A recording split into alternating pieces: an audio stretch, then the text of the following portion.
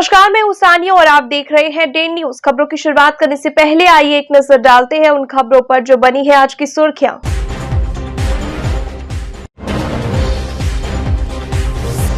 चलती ट्रेन पर सेल्फी लेना एक युवक को पड़ गया भारी, हो गई दर्दनाक मौत।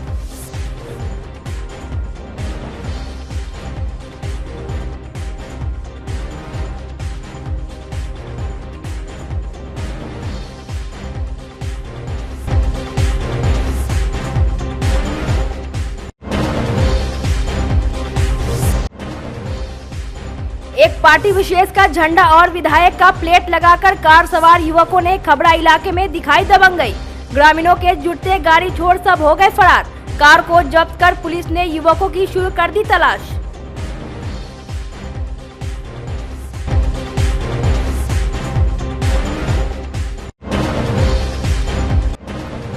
और शहर में चल रहे निर्माण कार्य से हो रहे देरी से बढ़ते जा रही है लोगों की परेशानी। डीएम ने लिया एक्शन, निरीक्षण कर संवेदकों के लिए तय कर दी डेडलाइन।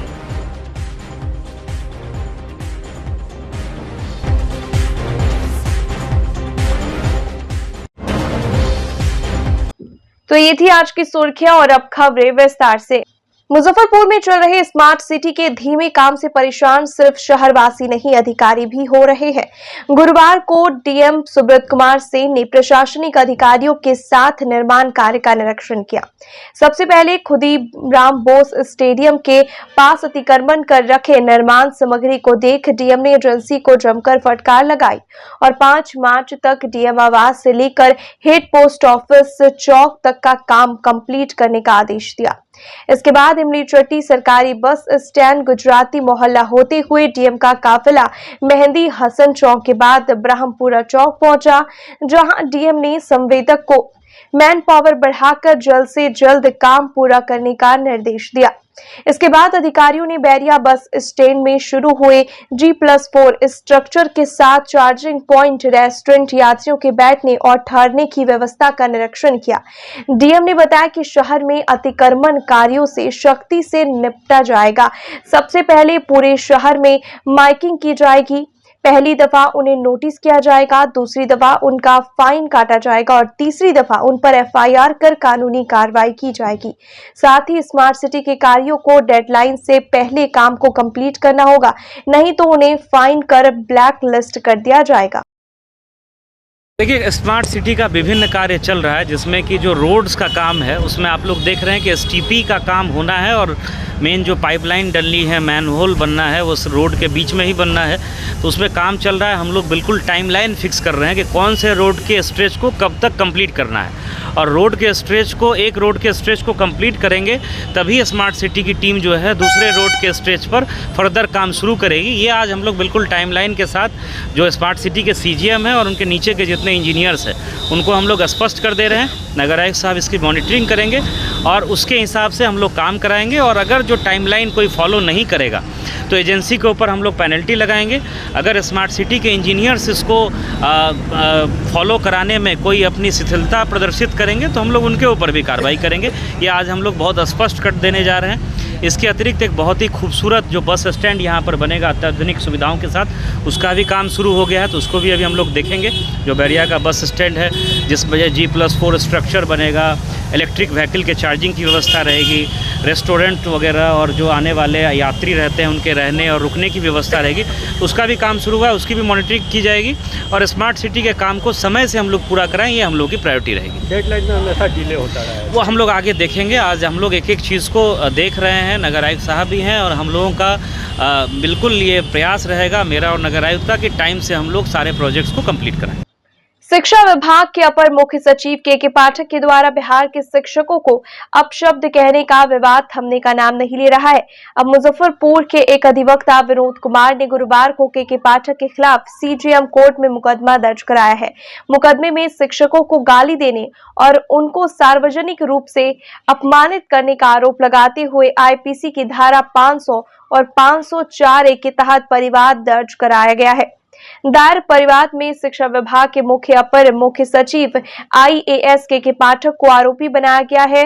विनोद कुमार के अधिवक्ता सुधीर कुमार ओझा ने बताया कि शिक्षा विभाग के अपर मुख्य सचिव के पाठक के खिलाफ IPC की विभिन्न धाराओं में यह परिवाद दायर किया गया है, जिसे न्यायालय ने स्वीकार करते हुए सुनवाई की अगली तिथि 4 मार्च को सुनिश्चित किया है। आज मुजफ्फरपुर में माननीय CJM की अदालत में एक आपराधिक मुकदमा बिहार के शिक्षा विभाग के अपर मुख्य सचिव के पाठक के विरुद्ध विनोद कुमार अधिवक्ता के द्वारा दर्ज कराया गया है, जिसमें आरोप लगाया गया है कि 21/2/24 को एक विभागीय वीडियो कॉन्फ्रेंसिंग के माध्यम से के पाठक ने सूबे बिहार के सभी शिक्षक व शिक्षिकाओं को निर्देश जारी किया है, जिसमें असंसदीय अमर्यादित शब्दों का इस्तेमाल करते हुए गाली पढ़ते हुए कहा कि 9:15 बजे शिक्षक शिक्षिकाओं को स्कूल में जाना होगा, झाड़ू पोछा लगाना होगा, तब पढ़ाना होगा, जिसके कारण सूबे बिहार के सभी शिक्षक एवं शिक्षिकाओं की प्रतिष्ठा मान सम्मान का ठेस पहुंचाने का कार्य किया है। इसी को लेकर IPC की धारा 500-504 के तहत यह मुकदमा दर्ज कराया गया है, जिसमें 1 साल से लेकर 2 साल तक की सज़ा हो सकती है। माननीय न्यायालय ने इसे गंभीरता से लिया है और स्वीकार करते हुए 4 मार्च की तिथि सुनवाई के लिए मुकर्रर की है। मुजफ्फरपुर में उस वक्त प्रशासनिक अमला सख्ती में आ गया जब मैट्रिक की परीक्षा देकर घर लौट रही छात्राएं एक-एक कर बेहोश होने लगी। देखते ही देखते बेहोश लड़कियों की संख्या 15 से 20 के करीब पहुंच गई। परिजनों ने सदर अस्पताल और SKMCH में उन्हें भर्ती करवाया। घटना की सूचना मिलते सिविल सर्जन, पूर्वी SDO सहित कई अधिकारी मौके पर पहुंच लड़कियों के समुचित इलाज का आदेश दिया। दरअसल मीनापुर का सेंटर मुजफ्फरपुर के MSKB कॉलेज में पड़ा था। परिजनों के मुताबिक बच्चियों के पानी पीने के बाद इस तरह के हालात पैदा हुए। कई छात्राओं का इमरजेंसी में इलाज चल रहा है। हालांकि सदर अस्पताल के डॉक्टर ने इसे पोस्ट एग्जाम एंजाइटीज बताया है और कहा कि 2 लड़कियां घर भेजी जा चुकी है। परिजनों का आरोप है कि परीक्षा के दौरान लड़कियों ने सेंटर पर पानी पिया था, जिसके घंटे भर बाद घर लौटने के दौरान रास्ते में ही उनकी तबीयत खराब होने लगी। अस्पताल में इलाजरत लड़कियों ने बताया कि सेंटर पर उन लोगों ने केवल पानी पिया था। घर लौटने के वक्त गाड़ी में पहले सिर में चक्कर आया, फिर उल्टी होने लगी और धीरे धीरे सब बेहोश होने लगे। पूरे मामले पर SDO पूर्वी ने बताया कि सभी बच्चियों का इलाज चल रहा है, मामले की जांच कराई जाएगी। कुछ को SKMCH में भी किया गया, कुछ को यहाँ पे किया गया था। तो जैसा डॉक्टर का कहना है कि इनको एग्जाम का एंजाइटी है, इसकी वजह से थोड़ा इन लोग परेशान है। एक साथ काफी संख्या में बच्चे बीमार पड़ गए। नहीं तो उसको डॉक्टर देखेंगे, जैसा होगा उनका इलाज किया जाएगा। पानी पीने के बाद बच्चे बता रहे हैं कि स्कूल में पानी पिए थे, तो उसकी जांच होगी, क्या था पानी में क्या नहीं था, इसकी जांच की जाएगी। फिलहाल स्टेबल है बच्चे। हाँ फिलहाल स्टेबल है। Thank you. परीक्षा देके निकलने के बाद मेरी परीक्षा से आधा लिख किए हुए थे पेपर, अब पानी पीने गए, उसके बाद फिर आधा लिख के आने में छुट्टी के टाइम हो गया। क्या महसूस हुआ? मैंने क्या पहले क्या हुआ? पहले सिर में दर्द हुआ, उसके बाद सिर नाचने लगा। कहाँ पे पानी पिया? कॉलेज में। किस चीज का पानी पिया? नल का। नल का। और कौन लोग पिया? बहुत लड़के पिए थे। कल भी पिए थे या उसके पहले भी एग्जाम चल रहा था? उससे पहले भी पिए थे। पहले कब? क्रिटिकल था और बेहोश अवस्था में था। ट्रीटमेंट किए क्विक और अभी सब मतलब सिचुएशन कंट्रोल में है। अच्छा, बच्चे के द्वारा बताया जा रहा है कि पानी नहीं पीने के बाद बेहोश हो गया। वो लोग का मामला पर हम लोग का जांच के वो विषय है, जांच का जांच लिख दिए गए हैं सर के द्वारा। फिलहाल भी सब अंडर सिचुएशन है। सही है, कहीं कोई दिक्कत नहीं है। सब लोगों का जो है सो एट्रोपिन का अगर पॉइजनिंग था तो उसका असर अब लगभग नगण्य के बराबर है, थोड़ा थोड़ा है। ऑब्जर्वेशन में हम लोग केवल रखे हुए हैं। एट्रोपिन पॉइजन क्या किस कारण से हुआ? अब कहीं अब कारण तो क्या लेने से क्या करने से हुआ, पानी पीने की बात तो वही हुआ होगा। कहीं न कहीं पानी में कुछ पड़ा हुआ होगा, उसका बीज वगैरह, उसी के फिलहाल कंडीशन सब ठीक है, आउट ऑफ डेंजर। क्या सिम्टम था बच्चों के अंदर? क्या सिम्टम शिकायत का? जनरली प्यूपिल डायलेटेड हो जाता है, बॉडी का टेम्परेचर बढ़ जाता है और सब जो सिम्टम्स रहता है और ज़्यादा होने पे टैकीकार्डिया वगैरह, धड़कन वगैरह बढ़ जाती है, वो सब चीज़। क्या उम्मीद है कब तक बच्चों को छोड़ देंगे? बच्चों को छोड़ देंगे, जस्ट ऑब्जर्वेशन के लिए, सेफ्टी के लिए रखे हुए हैं। डिस्चार्ज हाँ हाँ, उसको थोड़ा रख के जब अस्पताल में आ गए, हमारे अंडर में है, तो हम लोग जब आश्वस्त हो जाएंगे कि नहीं किसी तरह का फिर दोबारा कोई ये ना हो। मुजफ्फरपुर में बुधवार की देर रात एक मुर्गी फार्म में भीषण आग लग गई। फार्म के रखे मुर्गियां धू कर जलने लगी। लकड़ी की सारे सामान भी जलकर राख हो गई।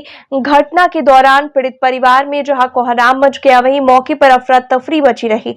घटना उराई थाना क्षेत्र के रामपुर गांव की है। बताया गया कि रात 12 बजे मुर्गी फार्म में अचानक आग लग गई। देखते ही देखते आग भयावह हो गई और सैकड़ों मुर्गियां पूरी तरह जलकर खत्म हो गई। पीड़ित परिवार का मानना है कि किसी ने जानबूझकर आग लगाई है। वैसे आग लगने के कारणों का अब तक पता नहीं चला है। मुर्गी फार्म संचालक ने औराई थाने में रिपोर्ट दर्ज कराई है। पीड़ित मोहम्मद असलम ने बताया कि 5 लाख से अधिक की संपत्ति का नुकसान हुआ है। तकरीबन इसमें 12:30 बजे रात में आग लगाया गया, 12 से 1 बजे रात में, और ऐसा लगता है कि पेट्रोल छीट करके पूरे में आग लगा दिया गया हो।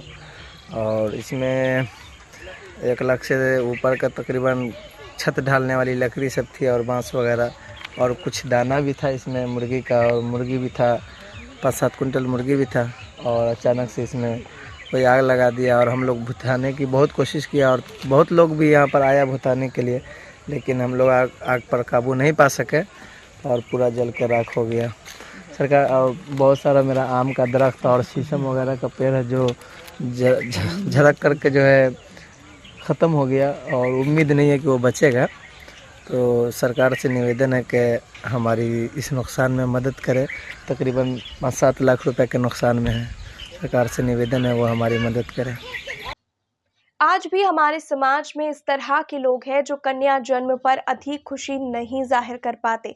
ऐसे अभिभावकों को प्रोत्साहित करने के लिए मारवाड़ी युवा मंच मुजफ्फरपुर संस्कृति शाखा ने कन्या भ्रूण संरक्षण के अंतर्गत गुरुवार को जरन छपरा स्थित केजरीवाल हॉस्पिटल में नवजात शिशुओं के बीच बेबी किट का वितरण किया। कार्यक्रम के दौरान अध्यक्ष प्रीति अग्रवाल, शाखा सचिव पूजा बारोलिया, निकिता सिंघानिया, दीपिका जाजोदिया, कार्यक्रम संयोजक आरती अग्रवाल सहित कई अन्य सदस्य उपस्थित रहे।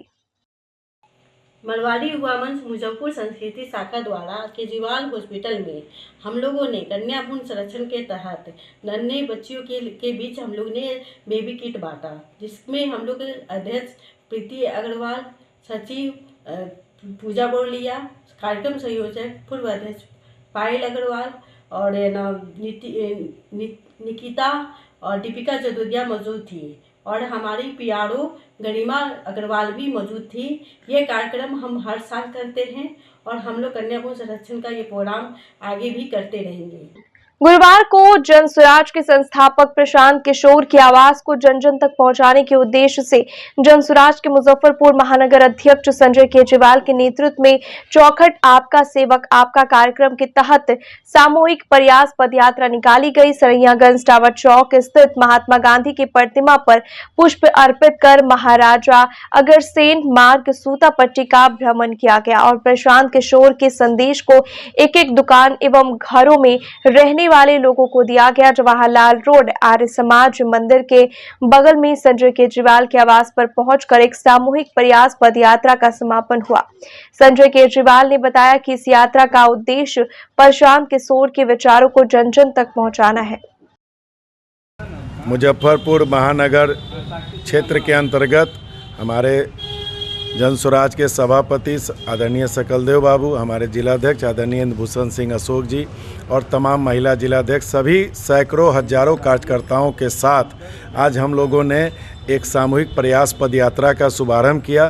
पिछले 17 महीना से जो प्रशांत जी बिहार के 13 करोड़ आवाम को किस नियत से वोट करना है, आपको अपने बच्चे के नाम पे वोट करना है, बच्चों की शिक्षा के नाम पे वोट करना है, बच्चों के रोजगार के नाम पे वोट करना है, इलाज के नाम पे वोट करना है, उस अलग को जगाने के लिए जहाँ जहाँ उनका जिला में यात्रा कंप्लीट हो गया, तो अब संगठन की जवाबदेही है कि घर घर दरवाजे दरवाजे चौखट चौखट जाके हम लोग जो हैं प्रशांत किशोर जी के संदेश को पहुंचाने का काम कर रहे हैं। इसी कार्य उद्देश्य के साथ आज हम लोगों ने हजारों कार्यकर्ताओं के साथ शहर के मध्य भाग का पूरा दौरा किया और सभी लोगों को प्रशांत जी के संदेश से अवगत कराया कि आप वोट किसी को दीजिए, उससे मतलब नहीं है, लेकिन आप चुनाव के समय कम से कम इस बात का ध्यान रखें कि दूसरे का चेहरा देख के वोट देते हैं, उसका चेहरा चमकता है, कभी अपने बेटे का चेहरा देख के दीजिए, आपके बेटे का भी चेहरा चमके। बदलने के लिए ही सब लोग मिलकर यात्रा निकाल रहे हैं। अकेले प्रशांत जी एक नेतृत्व देने का बिहार को बदलने का काम किया है, लेकिन जब हम लोग जैसे लोग जो समझ वाले लोग हैं, राजनीति से जुड़े हुए हैं, समाज से जुड़े हुए हैं, वैसे लोगों को निकाल कर वो जागरूक कर रहे हैं लोगों को। अकेले उनकी बात नहीं है, वो तो स्पष्ट रूप से बोलते हैं कि हम अपने लिए नहीं कर रहे हैं, हम बिहार के बच्चों के लिए कर रहे हैं। तो आखिर एक आदमी पूरे बिहार के बच्चे जो 14 करोड़ लोग हैं उनको कैसे बदलेंगे? इसलिए हम लोग जैसे लोग को भी इसमें जुड़कर और एक एक दरवाजे जाकर लोगों को जागरूक करने की ज़रूरत है। उनका 17वां जिला चल रहा है, लेकिन जिस चौखट तक वो नहीं पहुंच पाए हैं, उस चौखट तक संदेश पहुंचाने के लिए एक संदेश वाहक हम लोग हैं उनके, और उसी के तहत आज संजय केजरीवाल जी के नेतृत्व में जिला में, महानगर में हम लोग। फूल गोभी का रंग आपने अभी तक सफेद या हल्की पीली ही देखी होगी। चटक गुलाबी, हरी या एकदम पीले रंग की फूल गोभी कभी नहीं देखी होगी, लेकिन मुजफ्फरपुर के बोचा प्रखंड के सरफरुद्दीनपुर गांव के एक किसान ने ऐसी हाइब्रिड फूल गोभी उगाकर कमाल दिखाया है। अब उनके खेत में गुलाबी, हरी और पीले रंग की फूल गोभी की बहार है। दूर से देखने पर इन रंगों की छटा बड़े फूलों के खिले होने जैसा आभास देती है। किसान राजकुमार चौधरी सिर्फ 12वीं तक पढ़े हैं, लेकिन वो खेती में बीते 10 साल से नए नए प्रयोग आजमाते रहे हैं। उन्होंने बताया कि इस तरह की 1 किलो फूल गोभी के लिए बाजार में 80 रुपए का भाव मिल रहा है। राजकुमार के खेत में करीब 20,000 किलो गोभी की फसल कटने के लिए तैयार है। इनके मुताबिक उन्हें अपने खेत में ये हाइब्रिड फूल गोभी उगाने पर कुल खर्च 2 लाख रुपए का आया है। अभी तक इस फूल गोभी को बिहार के कुछ शहरों के चुनिंदा ग्राहकों को भेजा जा रहा है। ये 3 नस्ल की गोभी इंग्लैंड, ताइवान और जापानी है, जिसका रंग लाल, पीला और हरा है, जो मंडियों में 80 रुपए से 100 रुपए किलो बिकता है। वैसे तो खेती में अब किसानों का मनोबल टूटता जा रहा है, लेकिन इन दिनों बाजारों की रौनक उनके रंगीन गोभी ने बढ़ा दी है। हर कोई हैरान है, इसकी सब्जी काफी स्वादिष्ट होती है और कई बीमारियों को भी दूर करता है।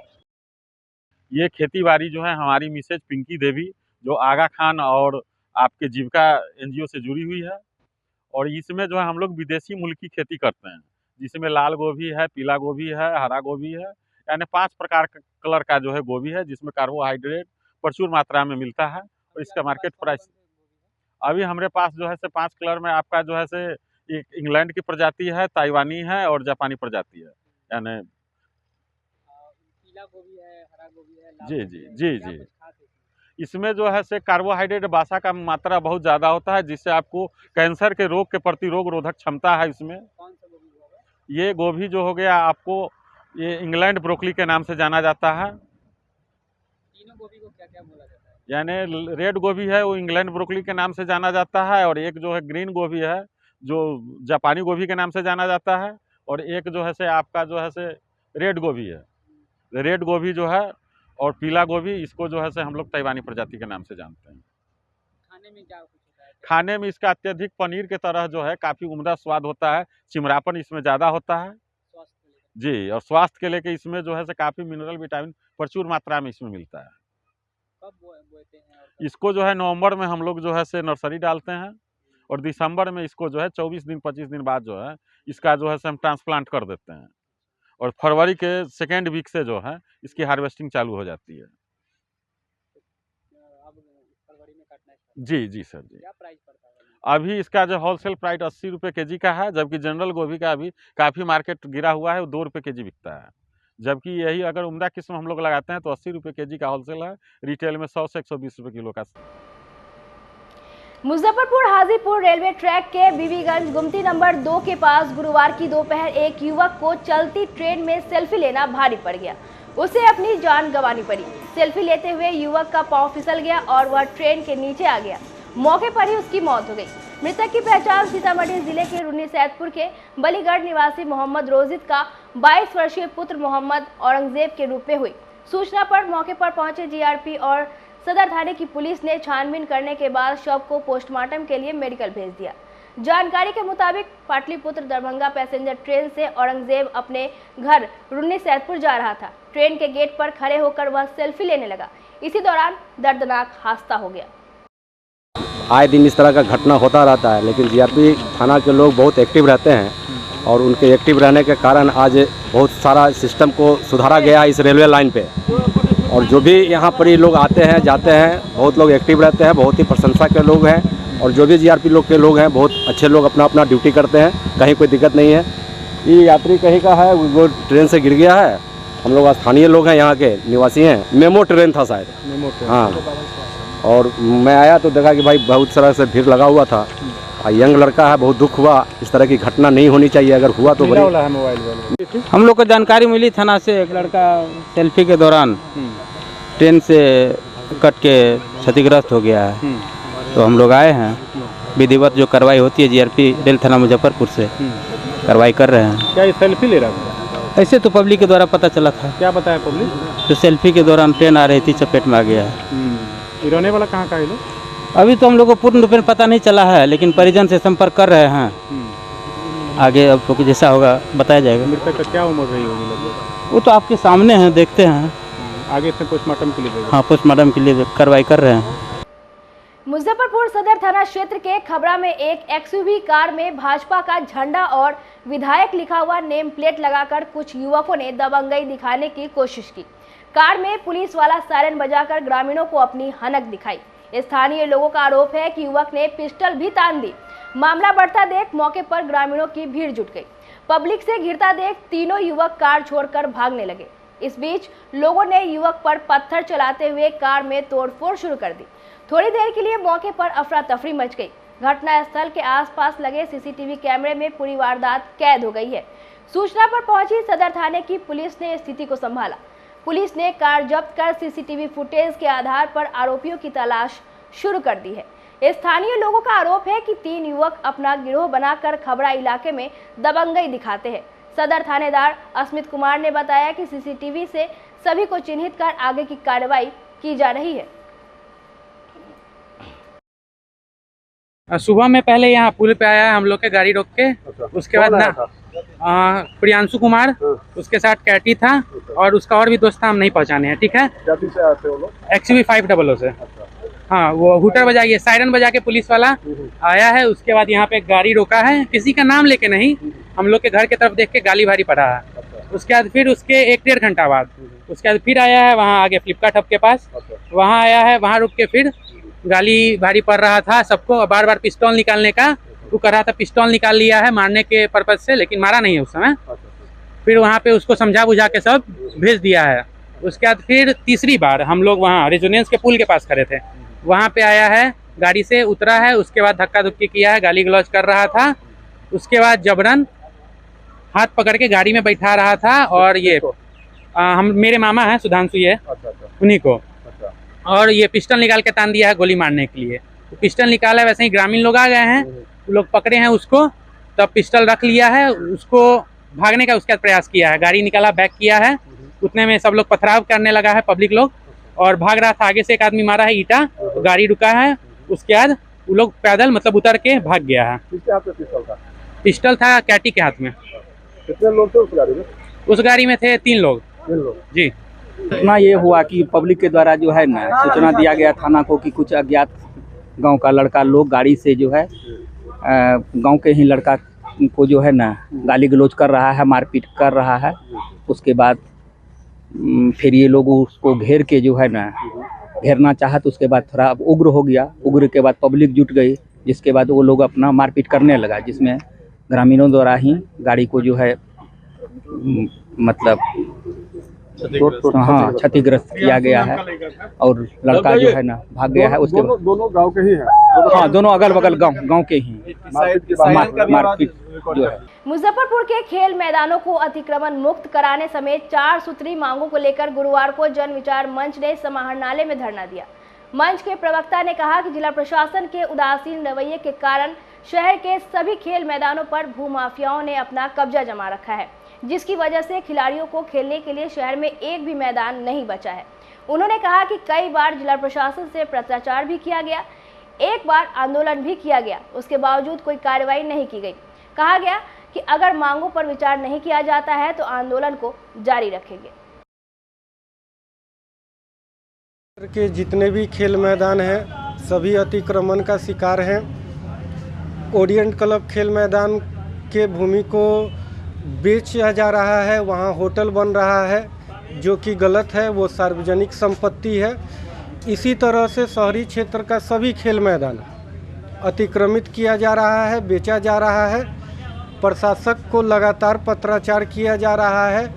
पूर्व में भी कई बार मंच के द्वारा धरना प्रदर्शन किया गया है, लेकिन प्रशासक सक्रिय नहीं हो रहा है, अतिक्रमण मुक्ति नहीं करवा रहे हैं। कलमबाग चौक पर एक सार्वजनिक शौचालय 70 साल से था, उस शौचालय को हड़प लिया गया और उस भूमि पर शौचालय की जगह निजी होटल चलाया जा रहा है। जिस ज़मीन का कोई रजिस्ट्री नहीं है वो नगर निगम की ज़मीन है, समाज की ज़मीन है।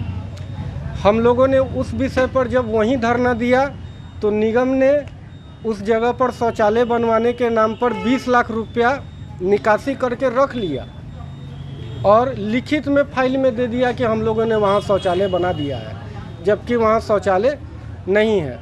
इसी तरह शहरी क्षेत्र के तालाब हैं, कुएं हैं, ये सब हड़पे जा रहे हैं, इसकी भूमि हड़पी जा रही है। तो एक मुकम्मल जांच हो, सभी खेल स्थल अतिक्रमण मुक्त किए जाए। इन मांगों को लेकर के आज से हम लोग का अनिश्चितकालीन धरना प्रारंभ हुआ है, जो मांग के पूरा होने तक जारी रहेगा। मुजफ्फरपुर के नेहरू स्टेडियम में चल रहे निर्माण कार्यों के बीच हॉकी मैच खेले जाने पर जिला प्रशासन की ओर से एकलव्य इकाई पर प्राथमिकी दर्ज कराई गई है। इसके विरोध में विभिन्न खेल संघों ने आपत्ति दर्ज कराते हुए खिलाड़ियों पर दर्ज कराई गई प्राथमिकी वापस लेने की मांग की है। प्राथमिकी वापस नहीं लेने पर खेल संघ की ओर से आंदोलन की चेतावनी दी गई है। बताया गया कि एकलव्य इकाई के तहत चयनित हॉकी के प्रशिक्षु लड़कों ने 18 फरवरी को नेहरू स्टेडियम में हॉकी का प्रैक्टिस किया था। इस बात की सूचना मिलने पर प्रशासन की ओर से त्वरित कार्रवाई करते हुए स्टेडियम में प्रैक्टिस करने वाले हॉकी के प्रशिक्षुओं के खिलाफ प्राथमिकी दर्ज कराई गई, जबकि इन खिलाड़ियों का कहना है कि इससे पहले स्थानीय स्तर पर किसी क्लब ने 2 क्रिकेट मैच भी खेला था, उसमें किसी तरह की कार्रवाई नहीं होना भेदभाव का परिचायक है। इन लोगों का यह भी कहना है कि उन लोगों ने निर्माणाधीन क्षेत्र से अलग हटकर प्रैक्टिस की थी। इधर खेल संघ ने प्राथमिकी के खिलाफ मोर्चा खोलते हुए जिला प्रशासन के कदम की आलोचना की है।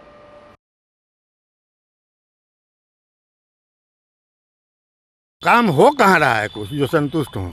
काम की योजना से काम नहीं, ये तो म्यूजियम बन रहा है। ये क्या, ये मल्टीपर्पज़ सरकार ने इसको मल्टीपर्पज़ स्टेडियम बनाया और आज के डेट में किसी भी स्टेडियम में आप स्विमिंग पूल अंदर में देखे हैं? पूरे हिंदुस्तान में कहीं नहीं, वर्ल्ड में कहीं नहीं कि स्विमिंग पूल अंदर में बना दिया, चलो भाई। उसके बाद केवल क्रिकेट के लिए आप बनाया, बाकी मल्टीपर्पज़ क्या रह गया?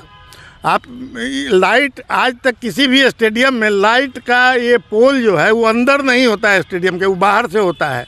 यहाँ अंदर है और जगह बर्बाद हो रहा है। दूसरा है कि साहब, आप यहाँ सरकार का एकलव्य सेंटर चलता है हॉकी का, जिसमें बहुत अच्छे प्लेयर हमारे हैं जो नेशनल लेवल पर क्वार्टर फाइनल तक और सेमीफाइनल तक खेले हैं।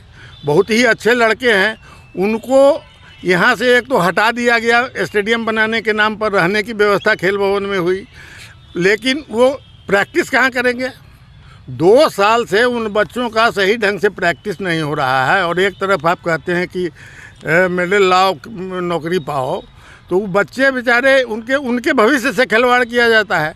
और जब बच्चे यहाँ वो भी साइड में खेलते हैं इस तरफ, या यहाँ आप देख लीजिए ये हॉकी का ये यहाँ पर है और यहाँ से कितना दूर वो पिच है, कोई एथी नहीं है। फिर भी लड़कों को अपराधी की तरह इन पर केस किया गया, इन पर कंप्लेन किया गया जैसे ये लोग क्रिमिनल हों।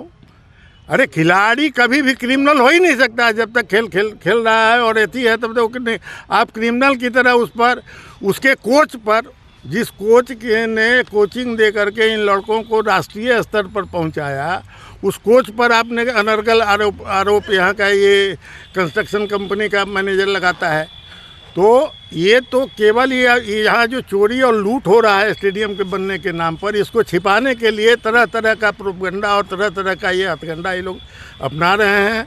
और इस पर हम लोग जितने खेल संघ के लोग हैं काफ़ी सीरियस हैं, और अगर इस मैनेजर पर और इस कंपनी पर उचित कार्रवाई प्रशासन ने नहीं किया तो हम लोग धरना प्रदर्शन करेंगे और यहाँ हम लोग डीएम प्रशासन के सामने ही करेंगे।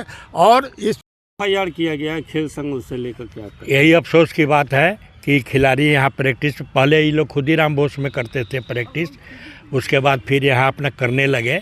इसमें गोल पोस्ट भी था पहले फुटबॉल का, पहले फुटबॉल यहाँ होता था, अब मल्टी के लिए ये किया गया था।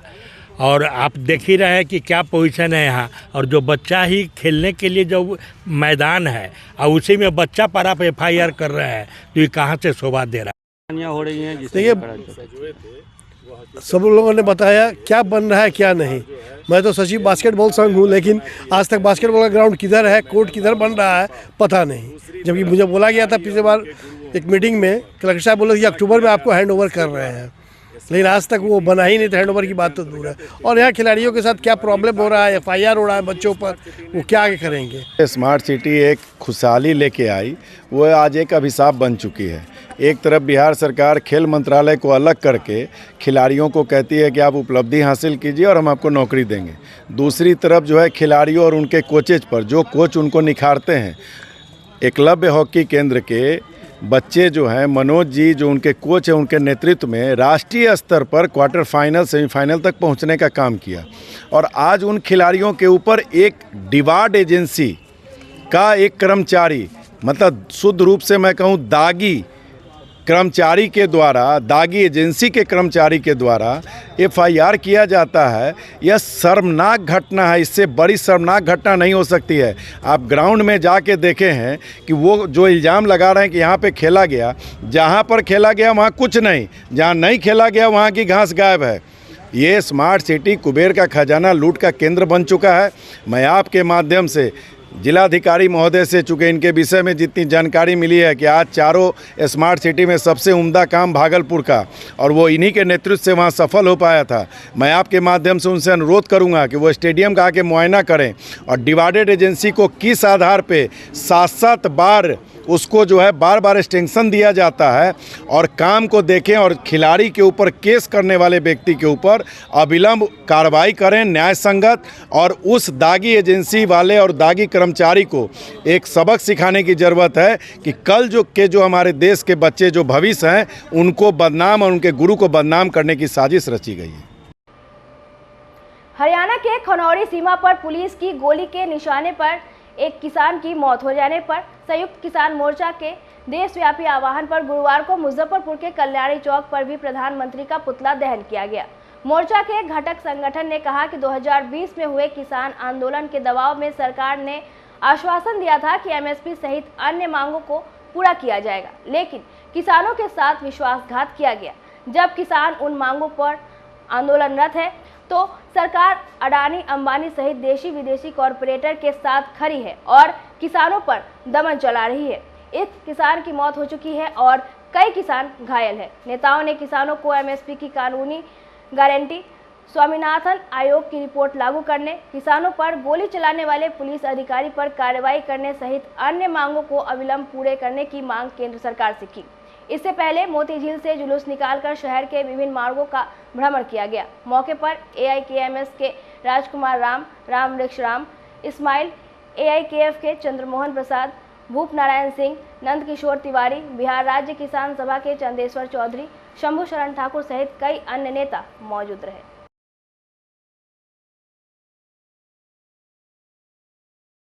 आज जो पूरे देश के अंदर जो संयुक्त किसान मोर्चे की ओर से दिल्ली कूच करने का जो अभियान चल रहा है, और ये प्रधानमंत्री मोदी और उनकी सरकार के गुरुओं के द्वारा पुलिसिया दमन करके हमारे किसानों को साथ में जो मारपीट करके अश्रु गैस और गोलियां चला करके उनकी हत्या की जा रही है।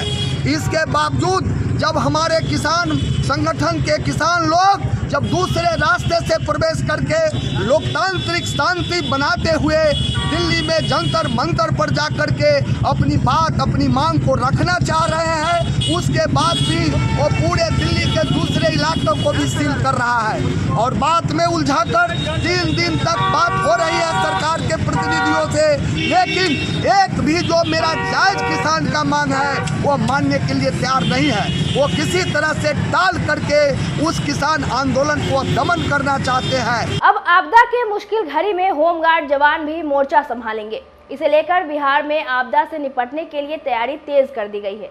इसके तहत एसडीआरएफ की ओर से होमगार्ड के जवानों को भी आपदा प्रबंधन और अन्य आवश्यक प्रशिक्षण दिया जा रहा है। गुरुवार को मुजफ्फरपुर के सिकंदरपुर स्थित होमगार्ड प्रशिक्षण केंद्र में एसडीआरएफ के ट्रेनर ने जवानों को विशेष प्रशिक्षण दिया। होमगार्ड कमांडेंट त्रिलोकीनाथ झा ने बताया कि होमगार्ड जवानों को अब सभी परिस्थितियों में प्रतिनियुक्त किया जाता है। उन्हें हथियार के साथ साथ प्राथमिकी उपचार और प्राकृतिक आपदा के समय कैसे काम करना है, इसकी विशेष ट्रेनिंग दी जा रही है। ये हमारे यहाँ जो है सो बिहार की रक्षा वाहिनी का प्रशिक्षण केंद्र है मुजफ्फरपुर में, सिकंदरपुर में अवस्थित है, जहाँ अभी आप खड़े हैं। तो हमारे यहाँ लगातार गृहरक्षकों का जो नवनामांकित गृहरक्षक है, चाहे वो विज्ञापन संख्या 211 के तहत नामांकित हों या अनुकंपा के आधार पर नामांकित हों, उनका सतत रूप से प्रशिक्षण चलते रहता है। यह प्रशिक्षण बिहार सरकार द्वारा 120 दिनों का निर्धारित है। इन प्रशिक्षण के अवधि में इनको विभिन्न विषयों का प्रशिक्षण दिया जाता है, जो इनको आने वाले भविष्य में इनको चुनौतियों का सामना करना पड़ेगा। जैसे इनको सबसे पहले तो विधि व्यवस्था, मुख्य काम जो है इनका विधि व्यवस्था संधारण करना है और पुलिस के साथ असिस्टिंग बॉडी के रूप में काम करना है।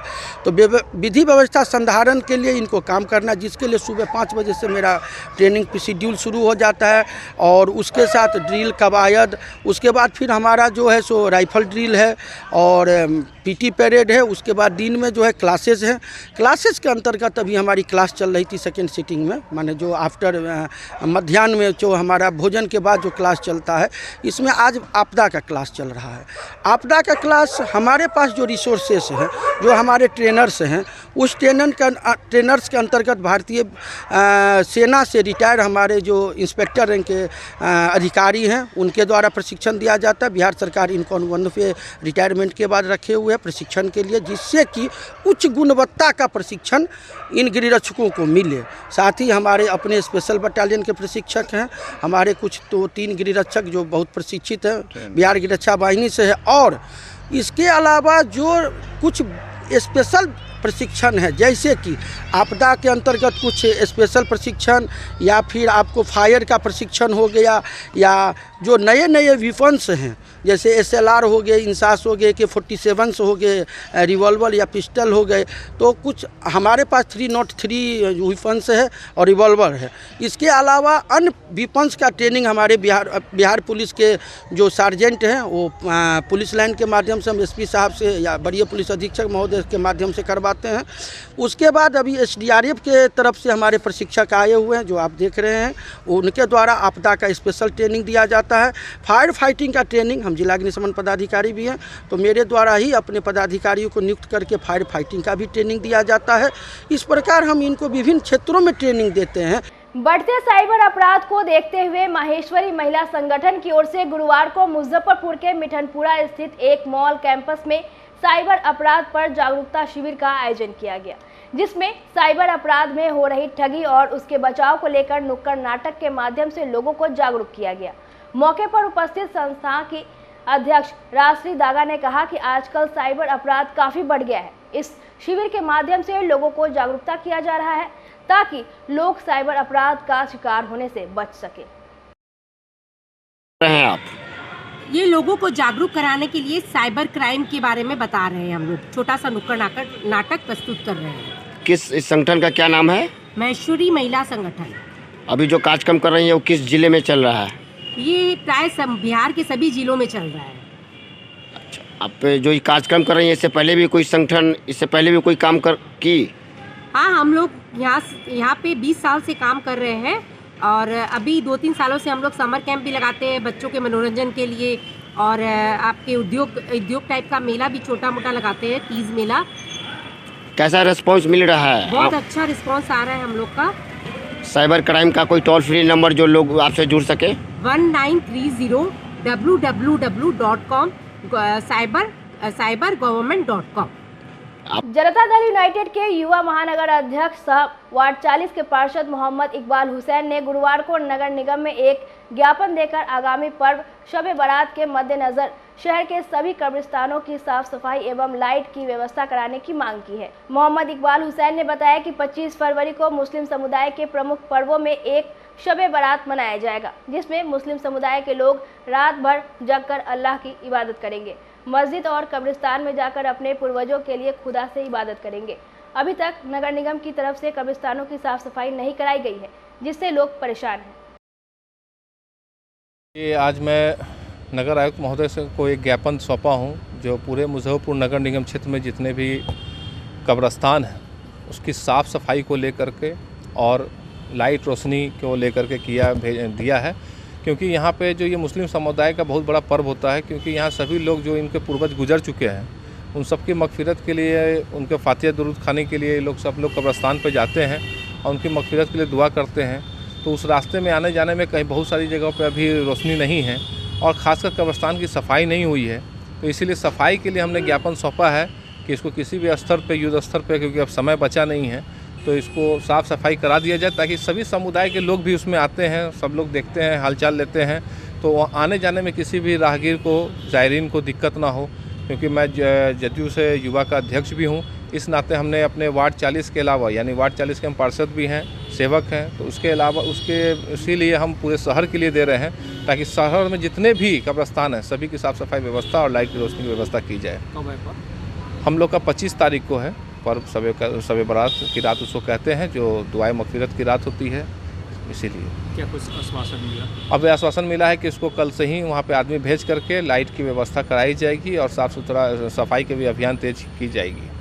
मुजफ्फरपुर के पक्की सराय चौक स्थित सिटी प्लाजा मार्केट में गुरुवार को कुरान खानी कर जयपुर हैंडलूम का विधिवत शुभारंभ किया गया। मौके पर कई गणमान्य लोग मौजूद रहे। इस शॉप में महानगरों की तरह सबसे पहले नए और मनमोहक डिजाइन और हाई क्वालिटी की रेंज में बेडशीट, कारपेट पर्दा, दुल्हन चादर, दुल्हन मच्छरदानी, table cloth, washing machine cover, fridge cover समेत शादी से संबंधित कई आइटम सस्ते दामों में उपलब्ध कराए गए हैं। शॉप के प्रोप्राइटर मोहम्मद यासिर ने बताया कि उद्घाटन के मौके पर हर खरीदारी पर विशेष छूट भी दी जा रही है, जिसका लाभ सभी ग्राहकों को प्रदान किया जाएगा। उन्होंने बताया कि इलाके में महिलाओं को अपनी मनपसंद परिधान एवं होम डेकोर की रेंज नहीं मिल पाती थी, उन्हें खरीदारी करने बाहर जाना पड़ता था। इसी कमी को जयपुर हैंडलूम शोरूम पूरा कर रहा है।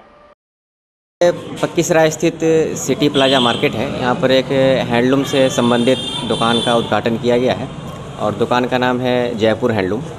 और इसमें बेसिकली बेडशीट, पर्दा, चादर, दुल्हन मच्छरदानी, टेबल क्लॉथ, वॉशिंग मशीन का कवर, फ्रिज का कवर, टेबल क्लॉथ, दस्तरखान और शादी से संबंधित दिए जाने वाली जो भी चादर है वो हमारे यहाँ उपस्थित है।